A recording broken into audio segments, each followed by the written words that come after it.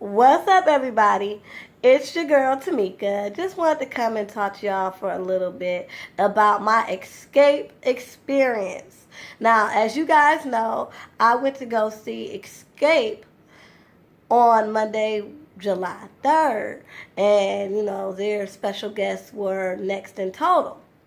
So, first of all, I have been waiting for this concert ever since they made the announcement that they were getting back together. I was like, I hope they come to Detroit. I hope they come to Detroit.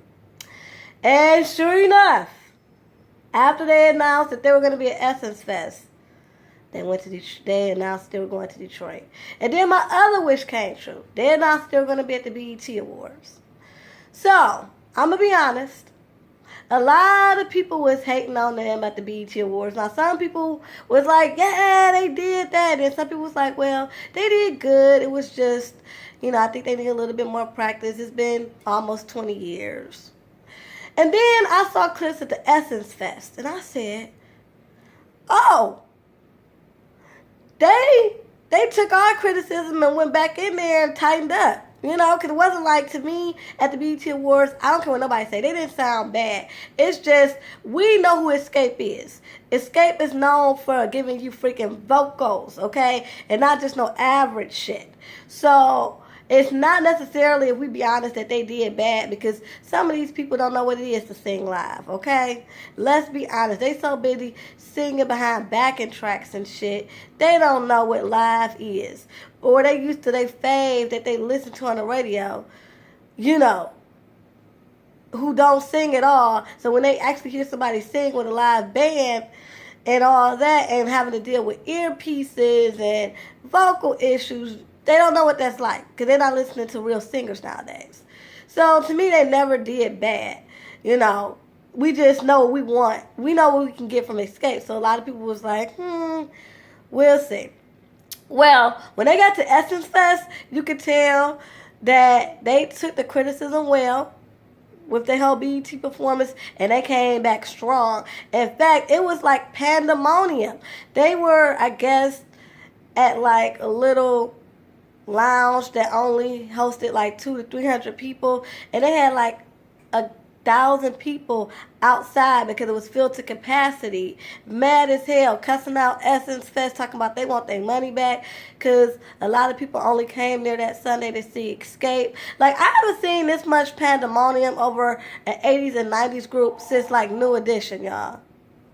So, with that being said, and me watching the clips at the Essence Fest, I already knew that they was going to shut it down. And I was, like I said, I've been excited for them to come to Detroit ever since I heard that they were getting back together. So, when I tell you, when they got to Detroit, they shut Detroit down not only for one night, but for 2 nights. It seems like each performance, they get better and better, y'all. Like, I wish I could show y'all some footage. But I'm going to get to the reason why I can't show y'all no footage. Alright, so the day of the concert, I'm all excited, get all dressed and cute. Me and my 2 sisters, it was supposed to be our little sisters' night out.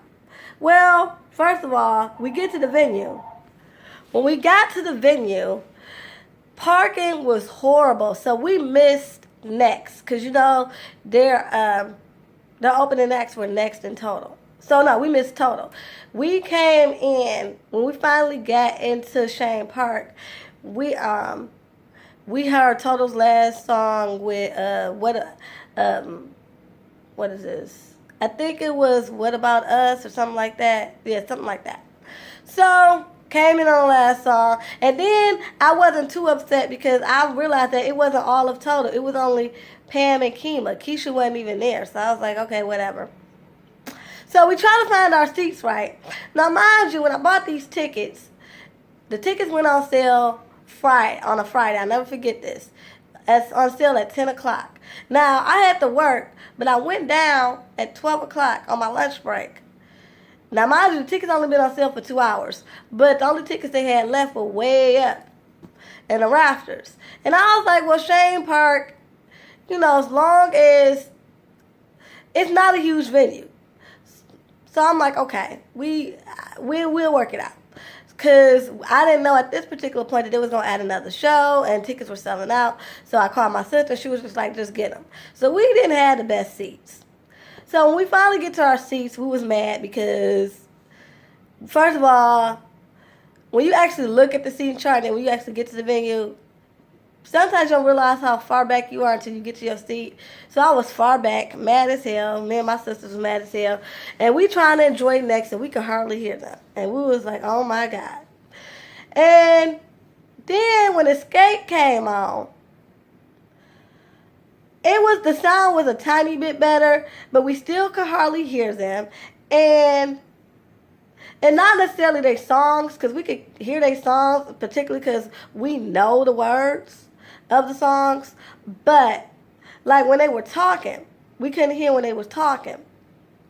But, even with the sound issues, which I'm mad about with Shane Park, even with the sound issues for us people further up, it was an amazing show. Because from what we could hear, we were still rocking. And then when they sung Living in Vain and brought out Clark Sheard, when I tell you that I was standing up on my seat to try to see them. Yes, because I'm short. So I was standing up on my seat. I couldn't even no longer stand up because my legs started shaking. They brought the house down so tough with Living in Vain. Like, if you didn't get touched by the presence of God right then, I just don't know what was wrong with you, because the presence was definitely in the house that night, man.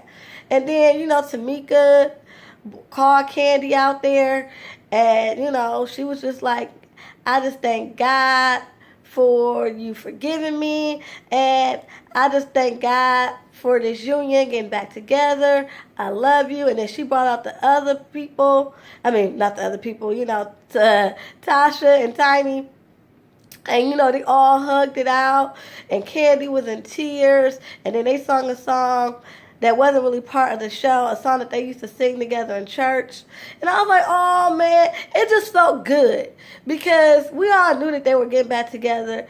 But how many of y'all felt like this reunion is hot, we here for it, but it felt kind of like they were on eggshells? Not that they were beefing, but they didn't want to offend each other. So it was kind of watching what they were saying. And it seemed now that they done had that apology and probably had some time. I mean, they had nothing but time working together now to kind of really get to a genuine space with each other. So it was good. They sang their asses off. Like when they sung Tonight, I was like, oh my God. And the only complaint I had was, like I said, the sounds. And then I really want them to add, because I know they're going on tour. They say they're going on tour for the fall, for everybody else who's like, well, when y'all coming to my city? When you coming to my city? I understand why they got to wait. Candy still has to film Real Housewives of Atlanta season 10. So when she gets done with that, she can be able to focus more on Xscape. I don't think she expected it to be like this. Like, it has been pandemonium. People were mad that they couldn't get in. And then I'm pretty sure people who've been on Instagram or who follow the group have seen when people would pan to the audience at Shane Park. It was crazy. It was freaking bananas, okay?